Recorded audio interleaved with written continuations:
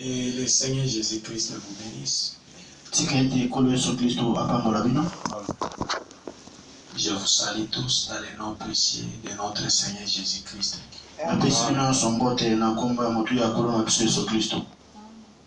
Nous nous retrouvons encore ce soir pour continuer avec notre message sur le péché d'incrédulité.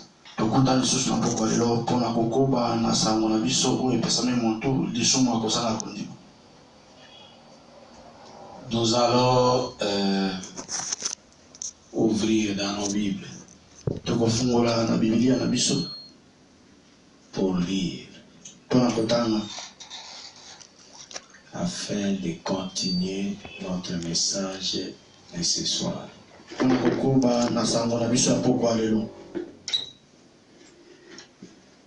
Nous allons lire dans Romains chapitre 4.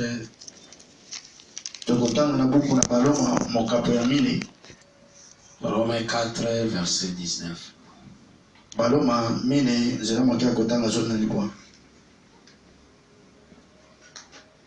Nous lisons ça dans le nom précieux de notre Seigneur Jésus-Christ.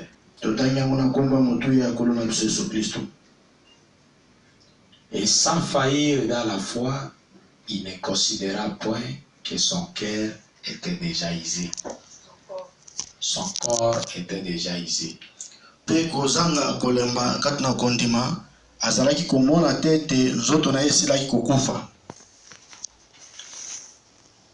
Puisqu'il avait près de 100 ans et que Sarah n'était plus en état d'avoir des enfants.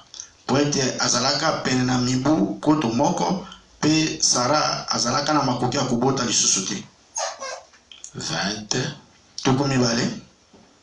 Il ne douta point par incrédulité au sujet de la promesse de Dieu.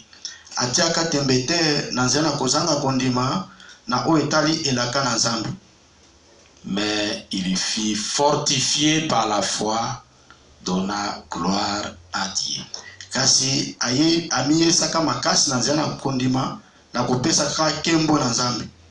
21. Et ayant la pleine conviction que ce qu'il promet, il peut aussi l'accomplir.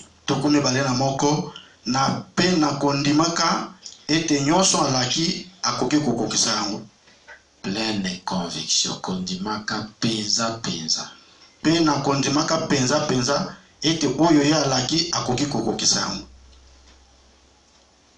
Nous lisons dans 2 Corinthiens chapitre 10 verset 5.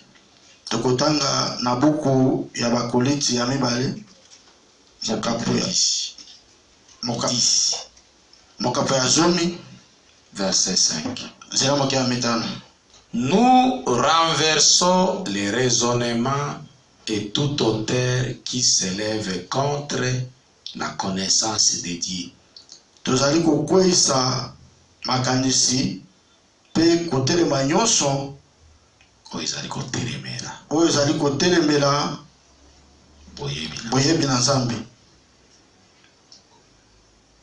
Et nous amenons toute pensée captive à l'obéissance de Christ.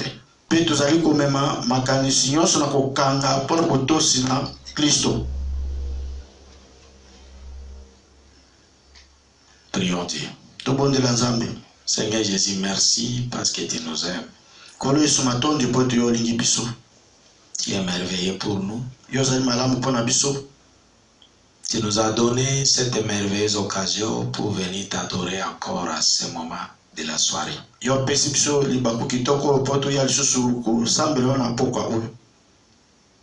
À cette soirée du samedi 6 juin 2020,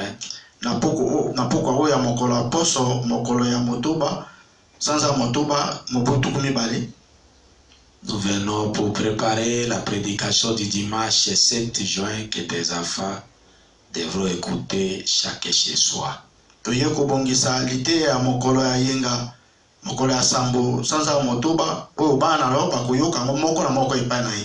C'est ça, Seigneur, ouais, moi par ton Saint-Esprit. où elle interprète par le même Saint-Esprit. Que nous puissions être dans ta présence. Et que toi seul tu puisses te manifester dans nos vies. Parle-nous. Manifeste-toi dans nos vies. Pendant que le monde est en train d'être frappé par ce fléau de coronavirus.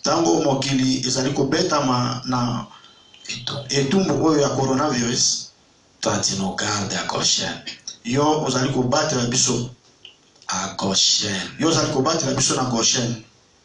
Seigneur, garde-nous dans ta présence. Aide-nous à ne pas entrer dans la distraction comme les gens du monde.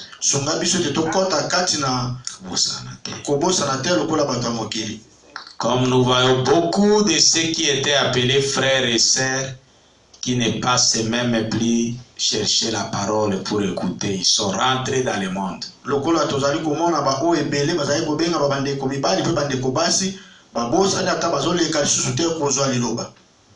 Ils sont rentrés dans le monde.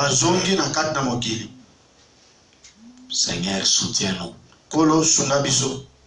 Garde-nous dans ta présence. Nous te le demandons pour ta gloire. Au nom du Seigneur Jésus-Christ, notre Dieu bien-aimé.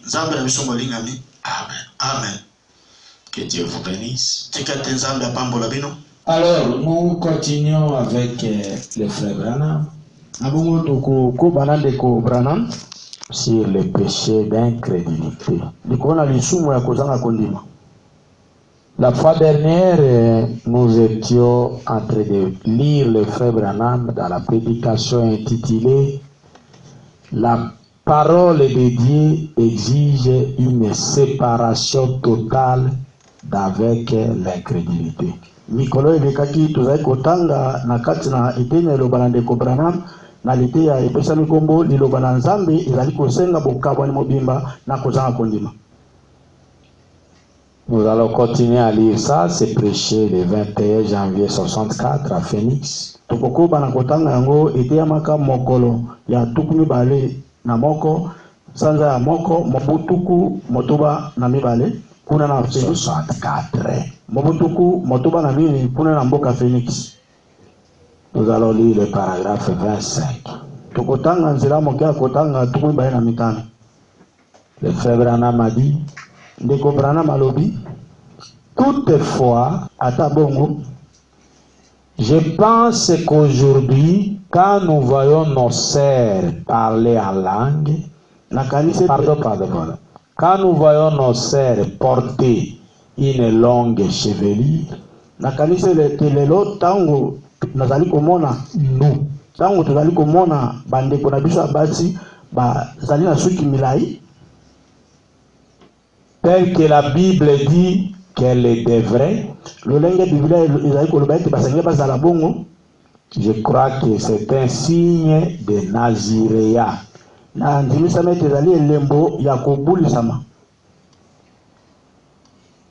Montra qu'elles veulent suivre le Seigneur. Je sais que cela a l'air terre à terre. Je désire que cela entre bien. Vous voyez, car c'est bien un signe de Naziréa. Le signe de Naziréa, c'est comme Samson. Il avait cette chevelure de cheveux.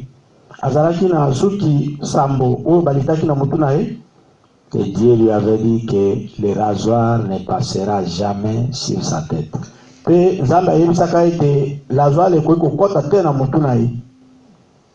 Ferme ton téléphone, mon fils. Alors, Nabongo, c'est ça le Naziréa dont Frère Branham a parlé ici. Que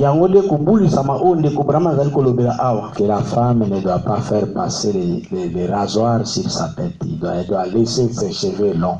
ete mwasa koki kolekisa la joie te na motu na senge kotika soki na molai. Il continue, il dit, akobi pe alobi, c'est comme si quelqu'un cherche à observer une chose que Dieu lui a dit de faire. Et ça, le coup, la moto moko azoluka pour sala eloko nzamba ebisaki ya sala. Peu importe le prix que cela coûte, ata eloko yango esenga eni. Peu importe ce que le monde a à dire à ce sujet, ata komokili ekolobani na tina makambo wana, là au dehors, kuna libanda, ou peu importe le nombre de moqueurs, to kotala motango na bato bazali koseka ye, ata peu importe, atako motango na bato bazali koseka ye, de ceux qui raillent cela, rare c'est rire de naba o bazali koseka yango, ou des critiqueurs, to batongi.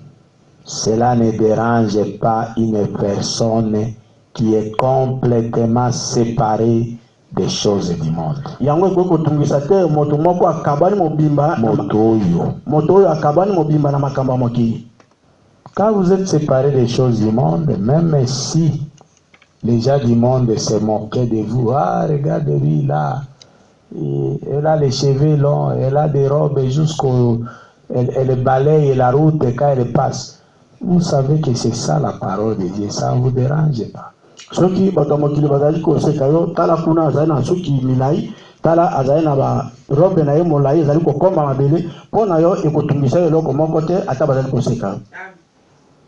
Et s'est attaché aux choses de Dieu. Il s'est séparé complètement des choses du monde et s'est attaché aux choses de Dieu. Cette personne-là, ça ne le dérange pas. Motuana akabani mobimba na makamba mokili pe akangami na makamba nzambe koseka na batwana ekotungisa ete.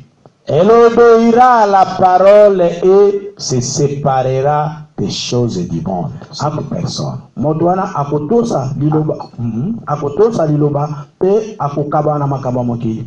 Parce que la parole la sépare. Poete liloba ezali ko kabola ina mokili. C'est ce que j'ai dit la fois passée. La parole de Dieu nous appelle à une séparation totale d'avec l'incrédulité.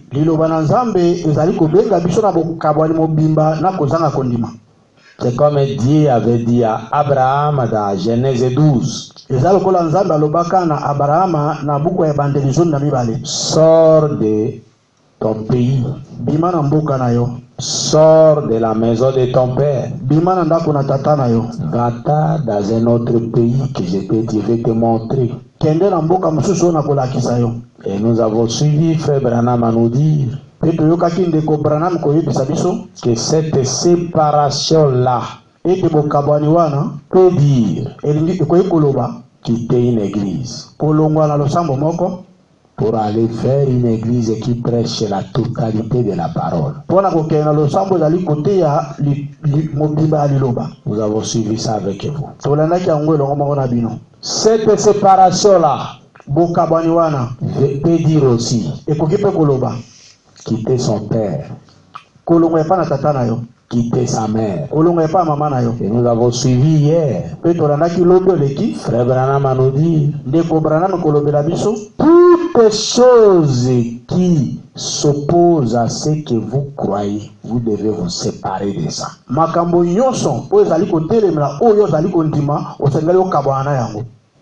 Dieu exige la séparation.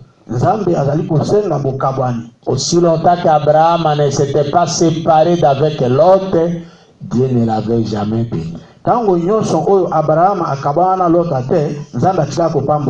Dieu a béni Abraham lorsqu'il s'est séparé d'avec l'autre dans Genèse 13.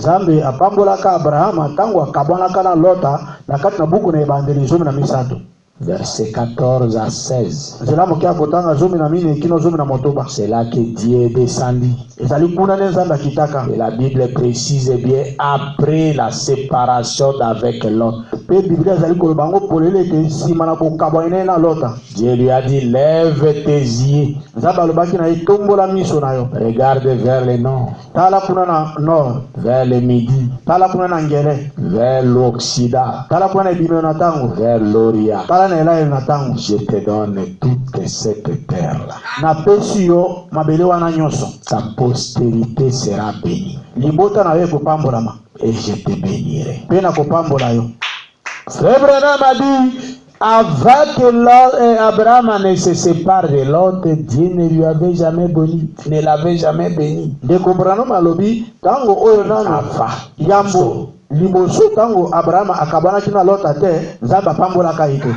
La bénédiction est venue après la séparation d'avec l'autre. Et vous devez vous séparer de tout ce qui est incrédulité. Parce qu'il n'y a qu'un seul péché qui existe, c'est l'incrédulité vis-à-vis de la parole de Dieu.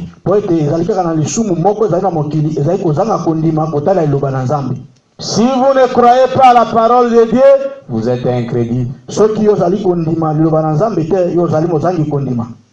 Je vais lire le paragraphe 26 de la même prédication.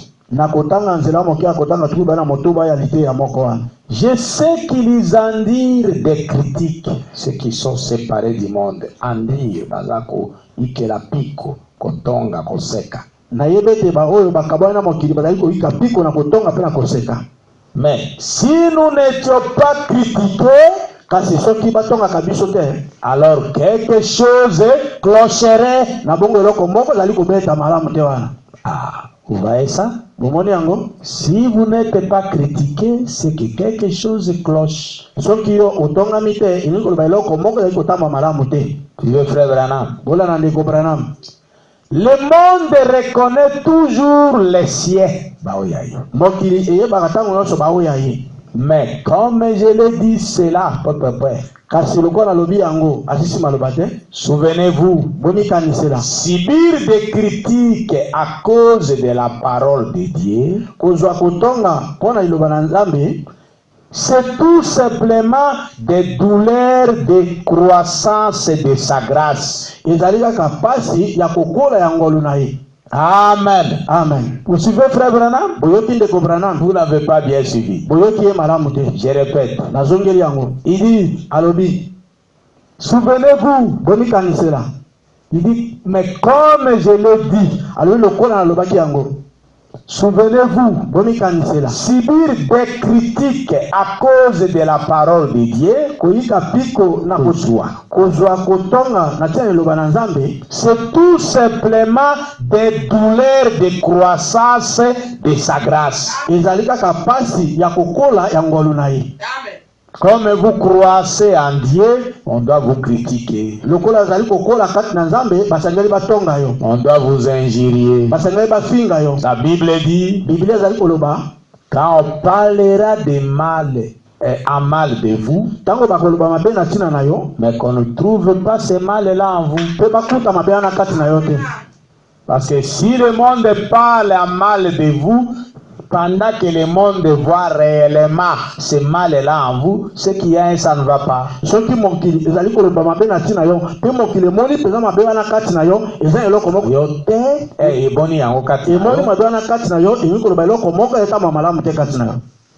Mais quand le monde vous critique ça, que vous soyez fautif, ça signifie que le monde reconnaît seulement que vous avez en vous un esprit contraire à celui qui est dans le monde. C'est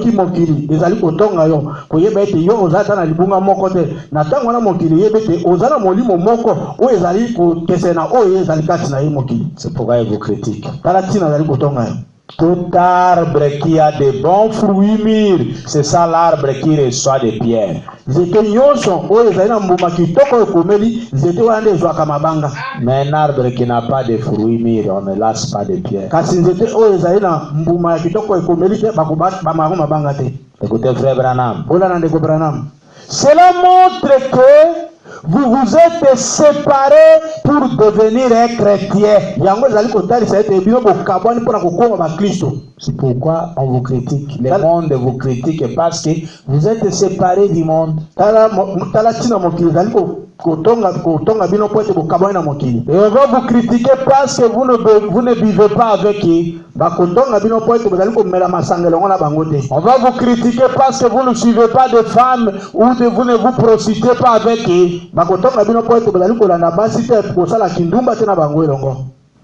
Voilà pourquoi on va vous critiquer. On va vous critiquer parce que vous voulez vivre conformément à la parole. Et frère Branham a dit, ce sont seulement des douleurs de croissance de sa grâce, de la grâce divine. Et cela montre que vous êtes séparés pour devenir un chrétien. Pour agir comme un chrétien. Maintenant, pour vivre comme un chrétien. Pour obéir à chaque commandement de Dieu. Et c'est un vœu de Naziréa pour se séparer. Un appel de Dieu qui vous sépare d'avec les choses du monde. Vous voyez, c'est ça la vie chrétienne. Car le monde est encore très content de vous, c'est un mauvais signe. Ça signifie que tu es comme eux. Tu ne t'es pas encore séparé. Mais si tu t'es séparé, le monde te haïra. Et le monde te vomira. Paragraphe 27. Écoutez, frère Branham. Ce soir, je crois que chaque homme et chaque femme, chaque garçon et chaque fille qui est né de l'Esprit de Dieu, était naziréen pour le Seigneur. Vous voyez ça? C'est ça un chrétien né de nouveau.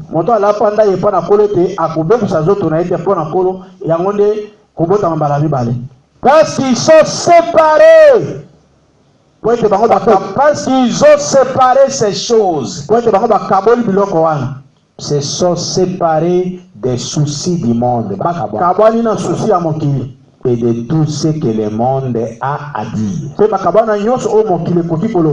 Vous voyez ça?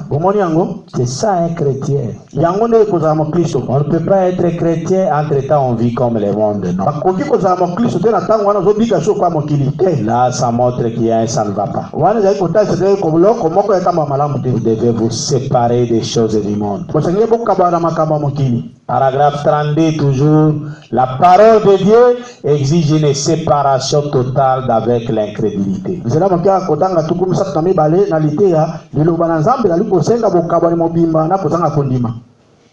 Il est question d'une séparation totale. Nous ne devons plus rentrer dans le monde, ni rien avoir à faire avec le monde. Nous devons plutôt nous attacher à Dieu. Jésus vient chercher une épouse, une femme, une église qui est séparée des choses du monde ou des soucis du monde. Elle est séparée des modes de cet âge moderne dans lequel nous vivons.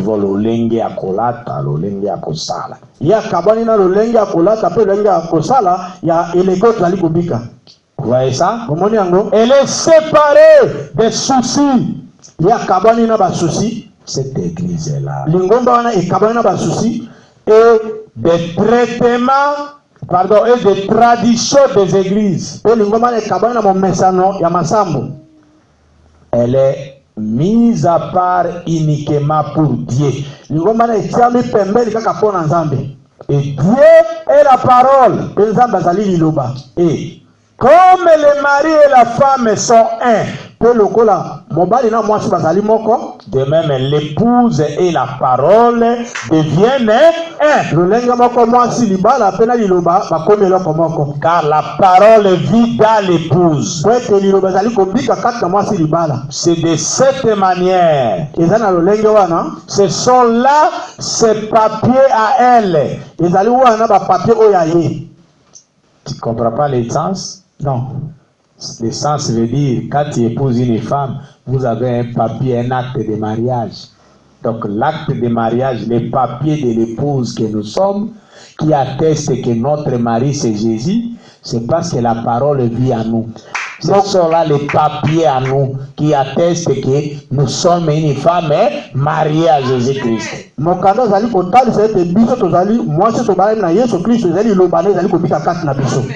Vous voyez ça? C'est la son identification. Votre identification, mon frère, ma soeur, doit être la vie de la parole en vous. Doit être.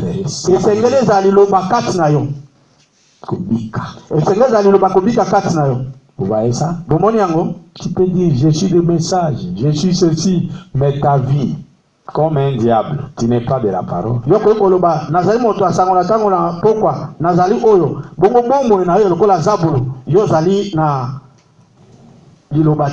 Vous voyez ça? Paragraphe 40. Nous sommes, avons eu le privilège de vivre dans les jours où la parole de Dieu que nous avons vue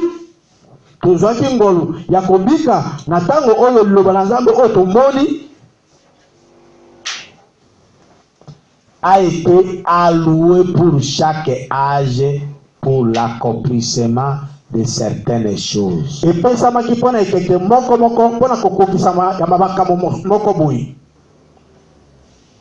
Et lorsque ceci a été assigné, des fois l'homme se demande comment cela va se faire.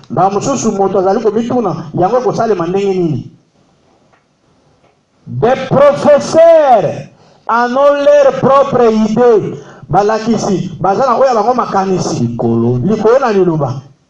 Mais dans ces âges,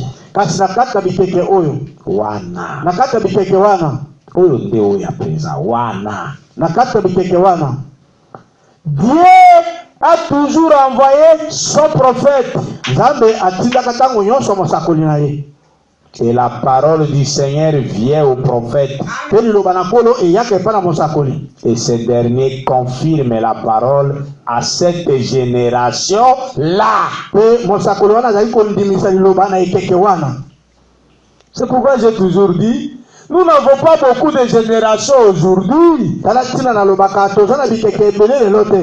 génération ici veut dire l'âge de l'église. À chaque génération, Dieu envoie un homme, le prophète ou un messager avec la parole pour confirmer cette génération-là.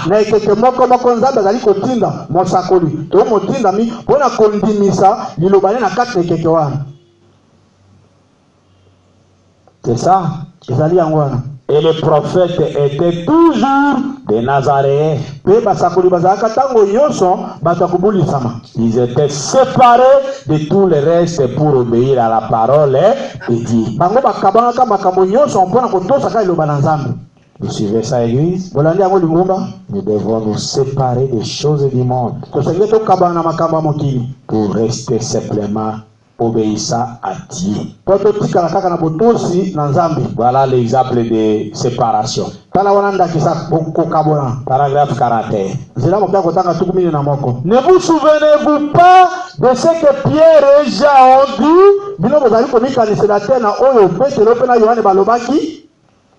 Ça doit être dans Acte 3. Et Est-ce juste pour nous d'obéir à l'homme plutôt qu'à Dieu? Et ezali malamu mpona biso kotosala moto na esika totosa Nzambe. Alors, qu'on les interrogeait au sujet de l'expérience de la Pentecôte. Na bongo bazali kotuta tango alors que na tango bazali kotuta bango mituna likola bikela ya Pentecôte. Vous voyez ça? Vous moni yango? Quand vous êtes au service de Dieu, tango bazali na kati musala Nzambe, vous devez obéir à Dieu et non aux hommes. Le fait de vous accrocher à Dieu va vous créer des difficultés. Les gens vont vous voir. Il est orgueilleux. Il veut montrer quoi? Vous voyez ça?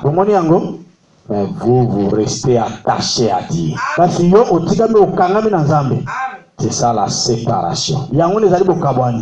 Vous voyez ça? Quand vous êtes naziréen abandonné à Dieu,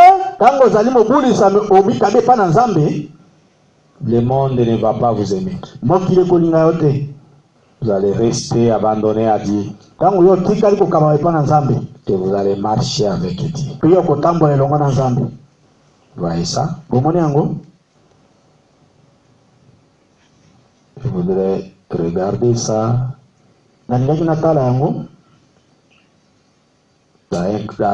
Actes des Apôtres, chapitre 4, je vais vérifier ça.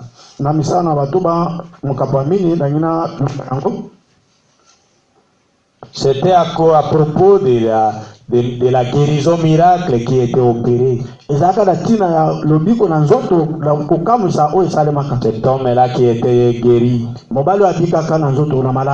Alors les gens leur ont dit, les anciens leur ont dit, tu ne faut plus prêcher au nom de ce Jésus-là ici. Nous ne voulons pas de ça. C'est ce qui arrive à beaucoup de frères et sœurs aujourd'hui. Quand une difficulté surgit dans sa vie,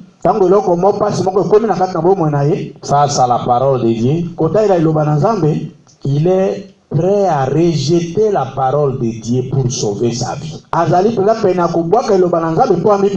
Ça montre que cet homme et cette femme n'a jamais été convertis. C'est ça l'exemple que nous vivons maintenant pendant le confinement. Il fallait que le président Fachi puisse vraiment décréter ce confinement. Et c'est là qu'il pour que nous puissions voir qui réellement aimait Dieu et qui ne l'aimait pas.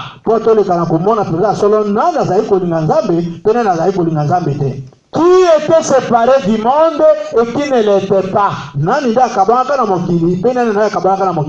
Disons Acte 4, verset 17.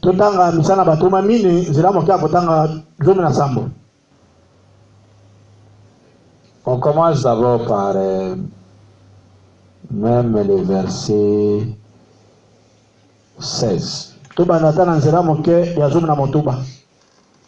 Car il est manifeste pour tous les habitants de Jérusalem. Il est manifeste pour tous les habitants de Jérusalem. Qu'un miracle signalé a été accompli par eux.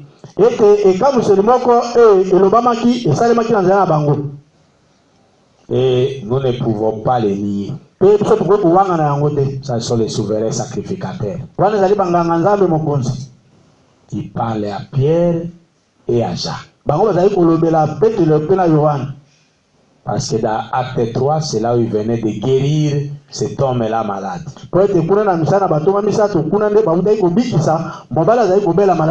Qui a fait beaucoup d'années, il ne marchait pas. Et ils l'ont guéri, il s'est rétabli. Ils ont dit que nous avons vu le miracle. Il est manifeste. Nous ne pouvons pas les empêcher nous ne pouvons pas nier cela. Biso tukukite kuwanga na ikabiseliwana. Mais ils ont continué au verset 17.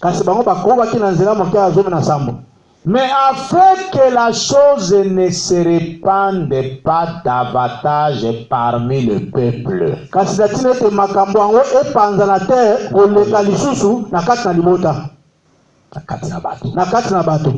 Défendons-les avec menace de parler désormais à qui que ce soit en ce nom-là, le nom de Jésus. Défendons-les avec menace de parler désormais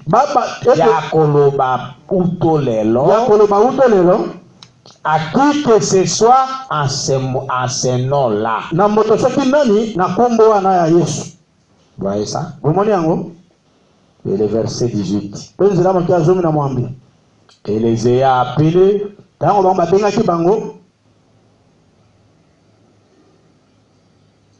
ils leur défendirent absolument de parler et d'enseigner au nom de Jésus.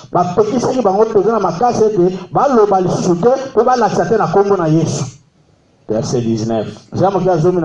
Pierre et Jean leur répondit. Jugez s'il est juste. Sembo. Devant Dieu. De vous obéir plutôt qu'à Dieu.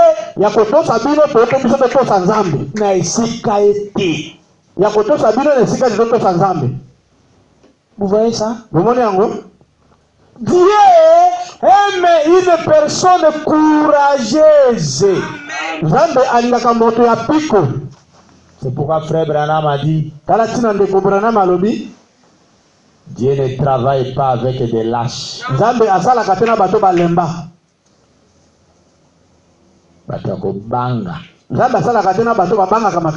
Oh, si je fais ça, on va m'arrêter, on va me dire ceci.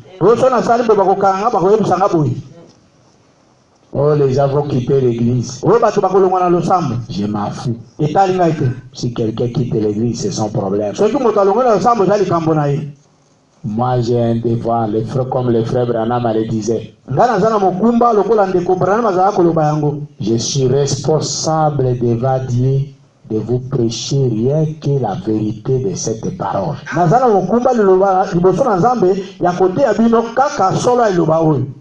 Mais la réaction vis-à-vis de la parole, ça vous concerne.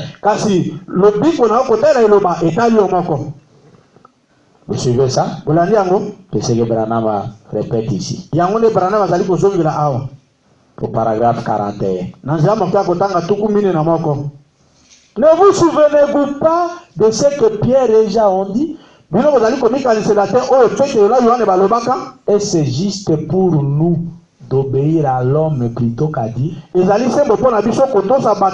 Moto l'homme. Alors qu'on les interrogeait au sujet de l'expérience de la Pentecôte. Vous voyez ça, église? Vous devez savoir sur quel pied vous vous tenez. Si vous ne savez pas prendre position du côté de la parole, vous ne pouvez jamais être béni. Si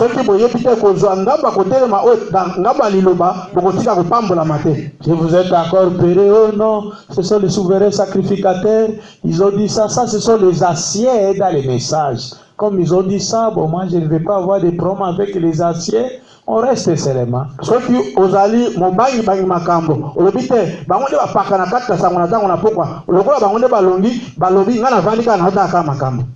Jugez-vous vous-même. Il est digne d'obéir à l'homme plutôt qu'à Dieu. Paragraphe 42. Maintenant, le premier homme s'était séparé. Le premier Adam de la parole pour aller avec sa femme.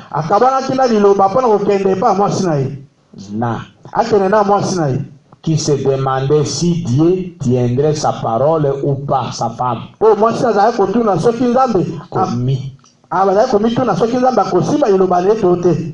Vous voyez ça? Bomoni yango? Paragraphe 43. Zambu ka kotanga tukumine na misato. Quel type parfait du croyant tiède et charnel d'aujourd'hui qui désire malgré tout s'attacher à ce que disent leurs traditions? Lolenge nini ya bongibe, lolenge nini bongibe ya mondimi ya mosuni, ya mondimi ya mosuni oya malili lelo oyo azali kokangama na oyo momesano na bango azali koloba. Au lieu d'accepter ce que dit la parole, na esika andima oyo liloba azali koloba. vous voyez, bomoni un véritable type. Etali solo moko ya solo. Il s'était séparé pour s'attacher à sa femme. Ye akabana kapaki na kokangama na mwasi na ye. Les croyants charnels s'est séparé de la parole pour l'église. Bandimi oyo nzoto mondimi oyo nzoto akabana na liloba pona losambo. Vous voyez ça? Parce que dans la Bible, une femme a toujours représenté une église. Adam a tourné le dos à la parole pour aller s'attacher à sa femme. Pourquoi frère Branham l'appelle un croyant charnel? Et aujourd'hui il dit un type parfait. Un croyant, soi-disant croyant aujourd'hui, il va s'attacher à son église qui était représentée par Ève la femme au détriment de la parole. C'est ça le comportement de beaucoup de gens aujourd'hui. Vous allez lui montrer, mais le message dit ça. Non, votre pasteur ne nous enseigne pas ça. Restez avec vos histoires là.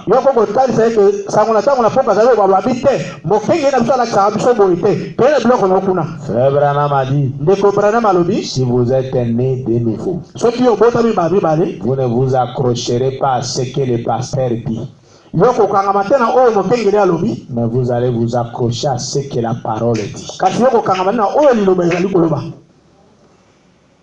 Paragraphe 44. Mais lorsque le second Adam fut créé, vous savez, vous connaissez le second Adam, je crois. C'est Jésus-Christ. Dans le sein d'une femme, il vint au monde. Il était un naziréen pour la parole de Dieu. Il était séparé du monde pour s'attacher à la parole. Eh bien, Hébreux chapitre 7, verset 26 nous dit que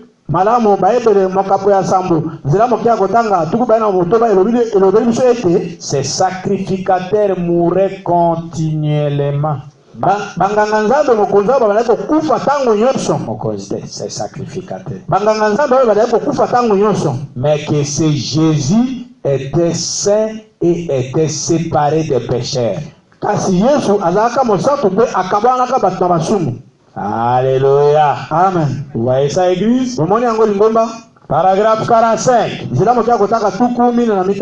la parole de Dieu exige une séparation avec l'incrédulité.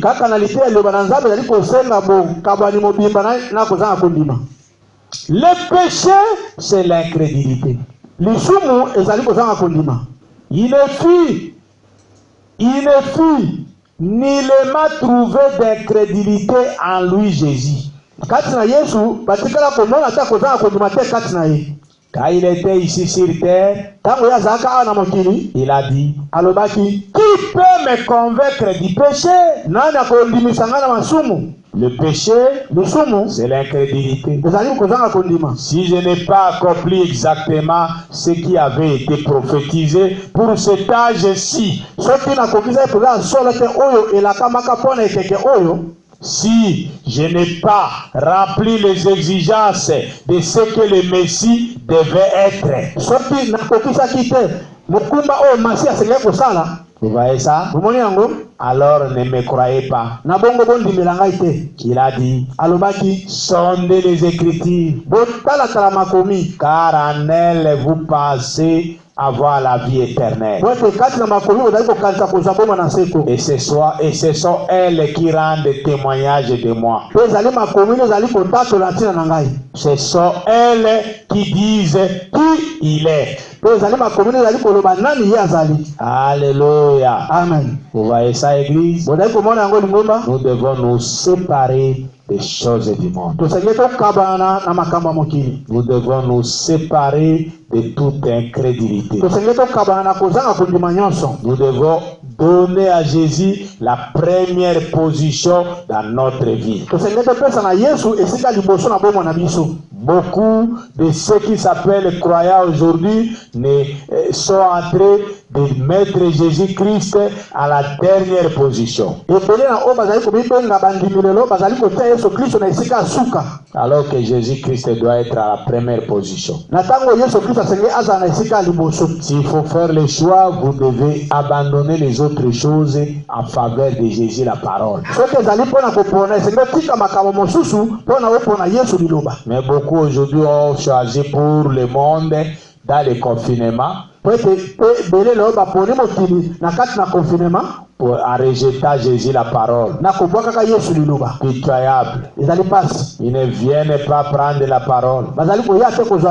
Même ceux qui sont dans les groupes WhatsApp, vous verrez, il y a 2 à 3 personnes, juste ou 4, qui disent merci pasteur pour la prédication. Merci. Les autres qui sont là de soixantaine, là dans les groupes, ou 70e, personne ne fait même un geste.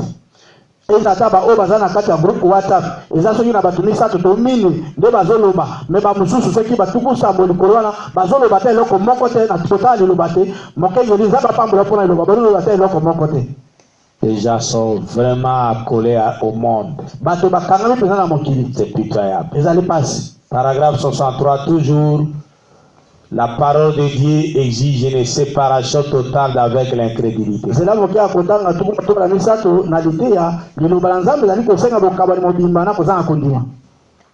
c'est question d'une séparation de toutes façons. La parole exige toujours une totale et complète séparation.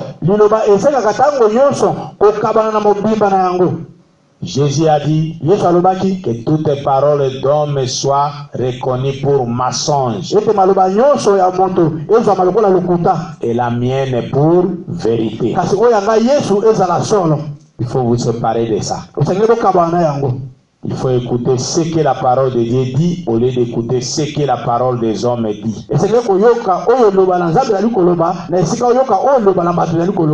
Amen. Amen. Paragraphe 66. Toujours la même prédication. Tu veux frère Branham? Eh bien, la séparation. Cela a séparé Esaïe avec l'église du monde. Cela a séparé Moïse avec l'église du monde. Cela a séparé tous les grands prophètes au fil des âges de l'église du monde parce qu'ils avaient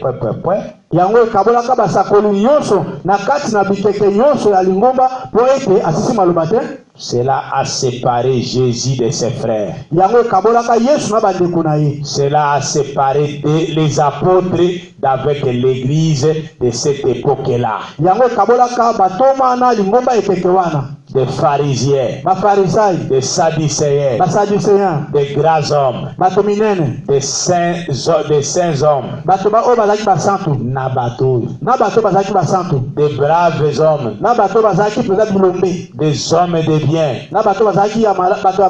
des humbles, des hommes qui avaient les fruits de l'esprit, plus que ce que pratiquait Jésus. Vous voyez ça? Le frère Branham nous montre. Quand Jésus a vécu sur la terre, il s'est séparé des Sadducéens, des pharisiens, et de tous ces gens-là qui étaient des grands. Et de même, Moïse s'est séparé de l'église de ce temps-là. Et nous allons lire quelque chose dans la prédication, la divinité de Jésus-Christ. Suivez encore une séparation ici. Prêché le 25 décembre 49.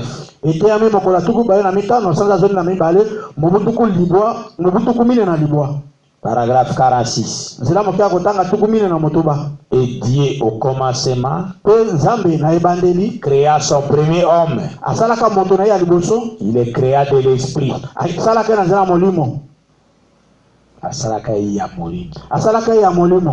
Et l'esprit est la partie invisible de l'homme, celle que vous ne voyez pas. Maintenant, Dieu créa l'homme à sa propre image.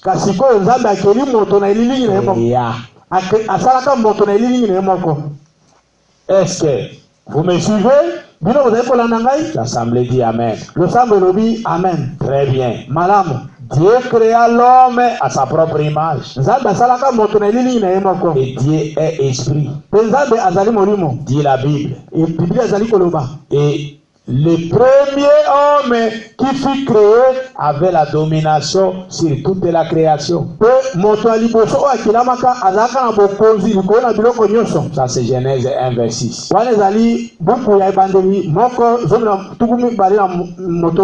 Juste comme le Saint-Esprit a la domination sur l'église aujourd'hui. Il dirigeait la création.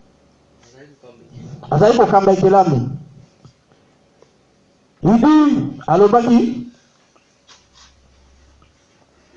juste comme il dirigeait les animaux. Paragraphe 47.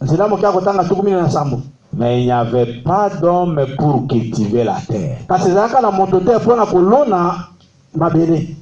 Aussi Dieu forma-t-il l'homme de la poussière de la terre. Ça c'est Genèse 2:7. Le deuxième homme. Et cet homme, il est possible qu'il lui ait donné des mains comme celles d'un singe. Ezali ya solo et mon ami t'apesa ke maboko lokolo ya makako. Ezali ya solo de chair. Ezali ya solo te mona ke t'apesa ke maboko lokolo ya makako. Qui lui ait donné des pieds comme ceux d'un ours. Apesa ka yo makolo lokolo oya ours. Ngombolo. Quel que soit ce qui fit, quel que soit, il rassembla simplement cela et forma un homme. Mais cet homme, dans cet homme-ci, il a placé cet esprit immortel qui ne meurt jamais. Et il est devenu plus qu'une brite.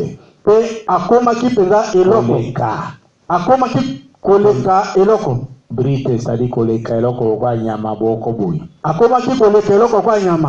il est devenu un homme.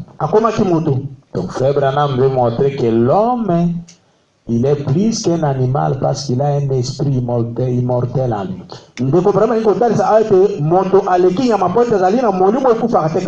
Paragraphe 48. Alors cet homme-ci, l'homme de chair, je pense que c'est à son sujet que discutent les athées et certains de leurs partisans.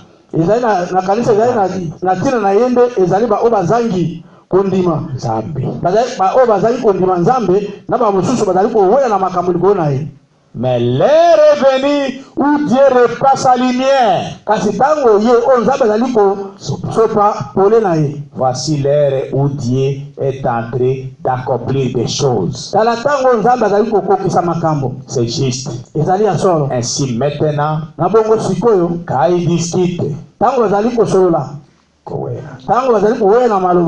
eh bien, ses pieds ressemblent à ceux de l'ours. Et ses mains ressemblent à celles d'un grand singe. D'un singe ou quelque chose comme cela. Vous voyez ça? Et ils essayent de dire qu'ils tirent son origine de là. Les hommes de science essaient de dire que l'homme tire son origine des animaux.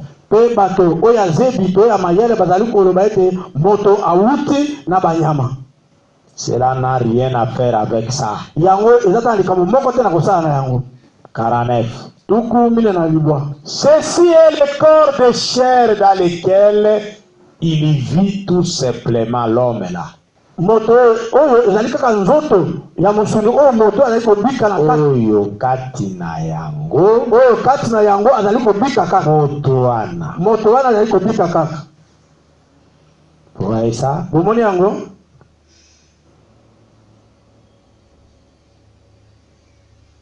Comme dans une maison, ça va retourner à la poussière de la terre, ce corps. Mais l'esprit est immortel, il vient de Dieu. C'est cela l'image de Dieu. Dieu est esprit. 50. Voilà là où je voudrais en arriver. Cet homme a perdu ses origines dans le jardin d'Éden.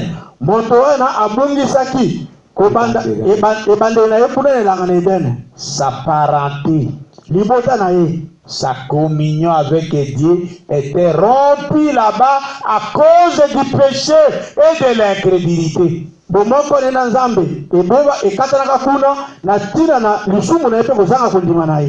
L'incrédulité à quoi?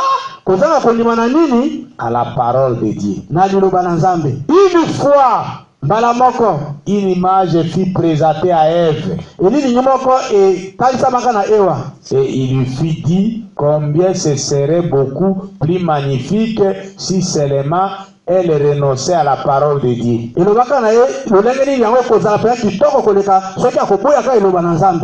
Regarde ici au raisonnement. Vous ne pouvez pas le faire. Vous voyez ça? Paragraphe 51. Il y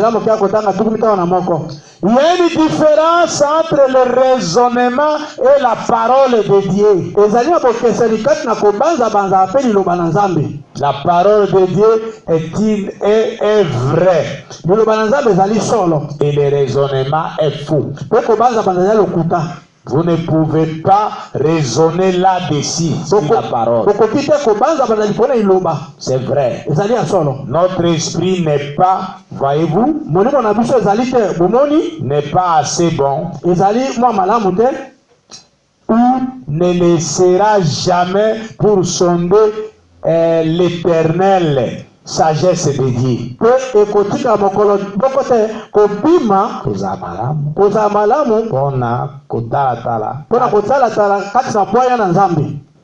Et par conséquent, vous ne pouvez pas raisonner là-dessus. Vous devez seulement la croire. La parole de Dieu. Vous voyez ça? La Bible dit, dans 2 Corinthiens, chapitre 10, verset 5, là où nous avons lu, nous renversons les raisonnements. Nous ne pouvons pas marcher sur base de raisonnement. biso tokotambola te likolo na mabanzo. Si nous marchons sur base de raisonnement, c'est un échec. soki totamboli kotalela mabanzo ezali kokweyisama. Mais nous devons marcher sur base de la foi à ce que la parole de Dieu dit. kasi tosenge totambola likolo na kondima na oyo iloba nzambe elobi. 52. tukumi tano na mibale. Ainsi jadis, mpe na ntango elekaka l'image fut donc présentée à nos premiers pères et mères. elili yango etalisamaka epai ya tata na biso ya liboso mpe na mama ya biso ya liboso. Et ils tombèrent. mpe bakweyaka. Cela rompit leur relation avec Dieu. yango ekataka boyokani na bango na nzambe. Et ils furent chassés du jardin d'Éden. mpe babenganamaka na kati ya elanga na edene. Et à partir de ce moment-là, mpe uta ntango wana Dieu s'est mis à crier ça et là dans les jardins, mpe nzambe abandaki koganga awa mpe kuna na kati ya elanga à la recherche de son fils perdu. na kolukaka mwana na yo abungaka. Alléluia. Amen. Paragraphe 53. nzela mokia kotanga tuku mitano na misato. Et ainsi, mpe na bongo le seul moyen par lequel Dieu pouvait alors racheter lolenge moko oyo nzambe asengeli kosikola na nzela na yango oyo lolenge moko oyo na nzela na yango nzambe asengeli kosikola devait être de faire, de descendre et de les racheter lui-même, ezalaki ye moko nzambe akita mpo ete asikola bango et non par quelqu'un d'autre, asengeli kosalela yango na nzela ya moto mosusu te ni envoyer quelqu'un d'autre. to atinda moto mosusu te. Il ne pouvait pas envoyer un ange. akokaki te kotinda mwanji moko. Cela ne serait pas juste. yango ekoki kozala sembo te. Mais le seul moyen par lequel Dieu pouvait racheter l'homme, kasi lolenge moko na nzela nzela moko oyo nzambe asengeli kosikola moto na nzela na yango c'était de descendre lui-même pour les racheter. ezalaki ye moko akita mpo na asikola ye. Vous voyez ça, église? omoni yango lingomba. Qu'est-ce que le péché? lisumu ezali nini? Le péché a séparé l'homme de Dieu au jardin d'Éden. lisumu ekabolaka moto na nzambe kuna na elanga na edene. Et le péché a rompu la relation entre l'homme et Dieu au jardin d'Éden. Pe lisumu ekataka boyokani kati na nzambe na moto kuna na elanga na edene. Si vous voulez marcher avec Dieu, gardez sa parole. soki olingi otambula na nzambe ebatela iloba na nzambe. Et je vais vous montrer que le péché c'est quoi? Pe na kotalisa bino ete lisumu ezali nini? Le frère Branham a dit, ndeko Branham alobi le péché c'est manquer au but. lisumu ezali kozanga ntina ya likambo. Suivons ce que le frère Branham a dit. toyoka oyo ndeko Branham alobi. Dans la stature d'un homme parfait, na lite ya lolenge ya moto abongi be. prêché le 14 octobre 62. etiami mokolo ya zomi na mine sanza ya zomi mobutuku motoba na mibale. Paragraphe 65. nzela mokia kotanga tuku motoba na mitano. Qu'est-ce? eza nini? Dieu nzambe condescenda vers sa création. azalaki kokitaka kotala ekelamu na ye. kokitaka epai ya ekelamu na ye. Dieu veut être adoré. nzambe alingi asambelama. Le mot Dieu signifie objet d'adoration. kombo nzambe elingi koloba eloko basambelaka. C'est Dieu. ezali nzambe Essaya de conditionner son peuple nzambe wana azali koluka lolenge ya kobongisa libota na ye afin qu'il puisse obtenir de ce pourquoi il les a créés. na ntina ete alekala kozwa kouta na libota na ye ntina nino ye akilaki bango. Suivez-moi bien. boyokanga malamu. Dieu, nzambe quand il descend parmi nous, ntango azali kokita kati na biso par le Saint-Esprit, na nzela molimo mosantu il veut nous conditionner alingi abongisa biso pour obtenir de nous mpo ete azwa epai na biso c'est pourquoi il nous a créés. eloko nini akelaki biso mpo na yango. Il nous a créés pourquoi? akelaki biso mpo na nini? Pour qu'on puisse l'adorer. mpo ete toleka na kosambela ye. Il continue. akobi Il ne vous a jamais fait pour être autre chose qu'un fils ou une fils de Dieu. atika kokela yo te mpo ezala eloko mosusu ozala eloko mosusu kaka mwana na nzambe ya mobali to kaka mwana na nzambe ya mwasi. C'est ça la raison pour laquelle Dieu vous a créé. Mon frère. tala tina oyo nzambe akeli yo ndeko na nga ya mobali ndeko na nga ya mwasi. Dieu vous a créé pour que vous soyez un fils ou une fille de Dieu. nzambe akeli yo mpo ozala mwana mobali to mwana mwasi na nzambe. Parce que vous êtes là. ezali te oyo ozali wana. Si vous avez manqué cela, ce qui est marqué quoi? Marqué d'être un fils ou une fille de Dieu. Écoutez frère Branham. Si vous avez manqué cela, c'est-à-dire être fils et fille de Dieu, vous avez manqué le but. Amen. C'est paragraphe 66. Manquer et manquer, le mot péché signifie marquer le but. Marquer le but. Alors, si je tire sur une cible pour faire mouche à 50 mètres, si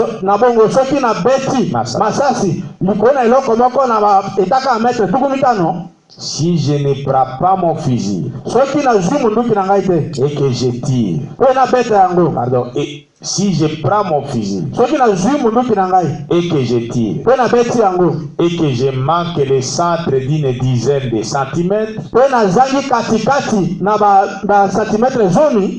qu'est-il arrivé? Mon fusil a besoin d'un réglage. Il y a quelque chose qui ne va pas. Et si je manque d'avoir foi en Dieu, si je manque d'être chrétien, Dieu vous place ici, c'est-à-dire sur terre, pour être un chrétien.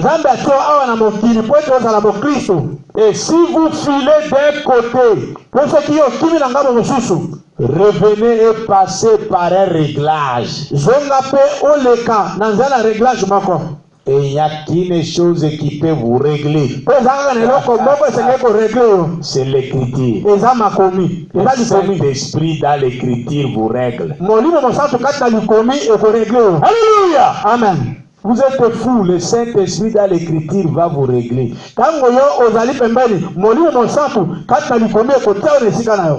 Il vous ramène directement sur la cible. C'est juste. Vous voyez que c'est que le péché? Le péché, c'est marquer le but. Et quel est notre but d'être sur la terre? C'est pour être un fils ou une fille de Dieu. C'est-à-dire être un chrétien ou une chrétienne. Si vous ne l'êtes pas, c'est que vous avez péché. Vous avez manqué à votre but. Abraham a dit c'est ça le péché. Pourquoi? Parce que pour devenir chrétien, il faut croire, non? Mais comme vous n'êtes pas chrétien, c'est que vous n'avez pas cru.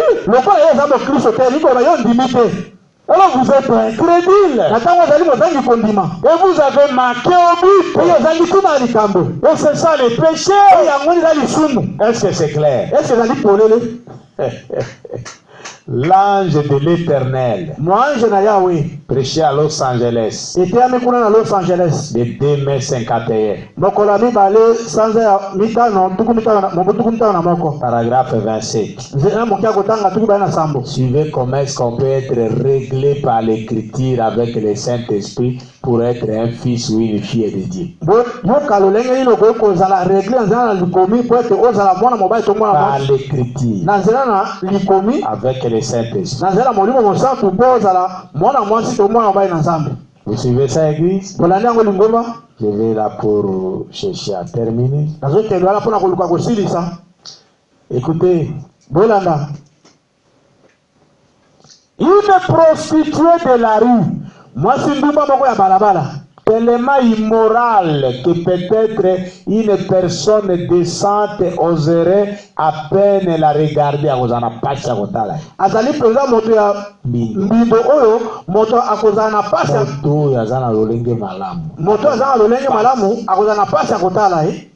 Le Saint-Esprit peut prendre cette même femme molimo mosantu akokozwa kaka mwasi moko wana prostituée là, oyo mwasi ndumba wana et en faire une sainte, mpe akomisa ye mwasi mosantu la débarrasser du désir du péché. alongola ye na posa ya masumu akabola ye na posa ya masumu. Vous suivez ça? bolandi yango? Suivez frère Branham. bolanda ndeko Branham. Il dit ceci. alobi boye: Au Rassemblement international des religions du monde, ici, na kosangana ya mokili mobimba ya basambela mokili awa, il y a quelques 40 ans, eleki bambulu ya tuku minei, le vieux docteur Magney, paka molakisi Magney représentait la religion de la sainteté de l'Amérique. azalaki kotalisa losambo oyo ya basantu ya Amerika. Après que tous les bouddhistes ils présentaient leur exposé autre, sima na bato ya babudiste balobi kolakisa makambo na bango mpe nyonso, leur beauté, kolakisa kitoko na bango, les différents ismes, kolakisa balakisi na bango nyonso, firent exposés, batalisaki yango leur beauté, batalisaki kitoko na bango, et leur flair. mpe batalisaki bafololo na bango. Là, il fait allusion à Caïn. wana azali koloba kotala Kaina. Au jardin d'Éden, comment est-ce qu'ils pensaient que la religion c'était la beauté et les fleurs? kuna na elanga na Eden elongeni yaki kokanisa ete kosambela ezali kitoko ya bafololo. Et tous leurs différents discours mpe maloba na bango nyonso ya kitoko balobaki fleuris avec ma fleur. na bafololo. Notre jeune frère s'est levé. elenge ndeko mobali elenge na biso atelemaki. Il a raconté une histoire d'une femme vilaine abetaka lisolo ya mwasi moko ya mbindo qui habitait l'Oklahoma. oyo avandaka na l'Oklahoma. na Oklahoma Il y a des années. eleki bambula. Elle avait dépassé toutes les limites de la vitesse en parcourant les rues à bord d'une calèche. atambolaka na lombangu koleka, azotambola koleka na kati na calèche moko, Cigare à la bouche, na likaya na monoko, une grosse arme de chaque côté. munduki mibale, moko na ngambo mosusu. Elle avait tué beaucoup d'hommes. abomaka bato ebele. Elle avait commis beaucoup d'actes sanglants, asalaka makambo mabe ya kosopa makila, au point que quand la police l'avait attrapée, na lolenge le tango la polisi ekangaka ye, on l'avait couverte de goudron et de plumes. basopelaka ye goudron mpe batiala bandeke. On avait pris des fils des fils pour la tuer. bazwaka basinga mpo na koboma ye. On ne voulait pas s'approcher d'elle. balingaka te kombela pembeni na ye. Quand on a raconté l'histoire, tango babetaka lisolo, voilà, c'était avec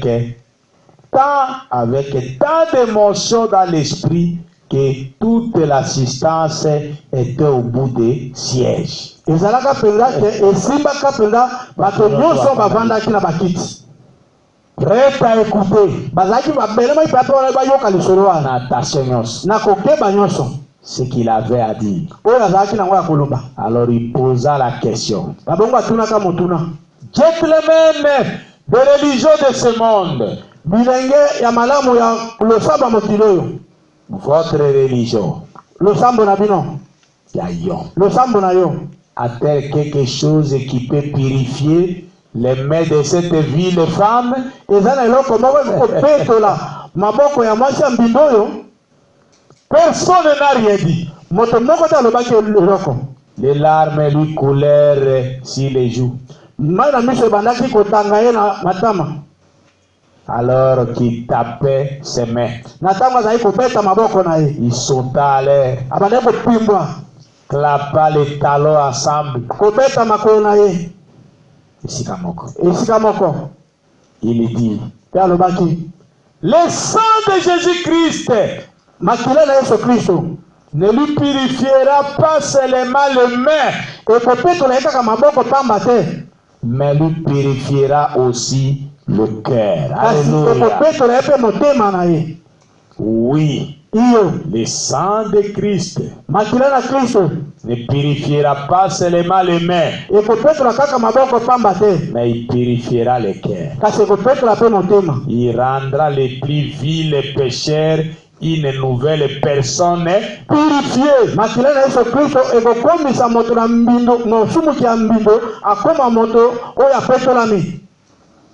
par le Saint-Esprit, nettoyé par le Saint-Esprit. Il lui accordera son héritage qu'il avait perdu il y a longtemps dans la chute, en les replaçant en relation avec Dieu pour devenir des fils et des filles de Dieu. Amen.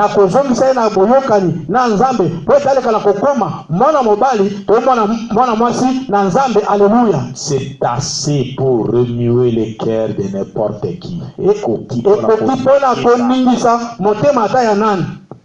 Vous voyez ça? Le sang de Jésus-Christ nous ramène à la relation avec Dieu, que le péché d'incrédulité d'Adam et Ève nous avait séparés de ça. Il y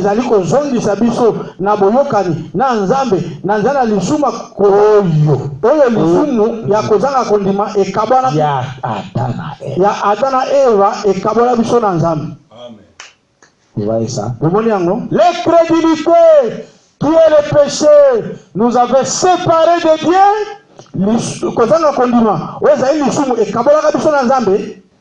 à travers notre père Adam. Mais le sang de Jésus-Christ, quand vous l'acceptez, vous remet en relation avec ce Dieu. Et vous devenez fils ou fille de Dieu. Et là, vous retrouvez le but pour lequel vous avez été envoyé sur la terre. Si vous n'êtes pas encore lavé par le sang de Jésus-Christ, et que le désir du péché a quitté votre cœur, vous avez raté le but pour lequel Dieu vous a placé sur la terre. Et vous vivez dans le péché. Tel que Frère Branham a dit, le péché, c'est marquer le but. Que Dieu vous bénisse.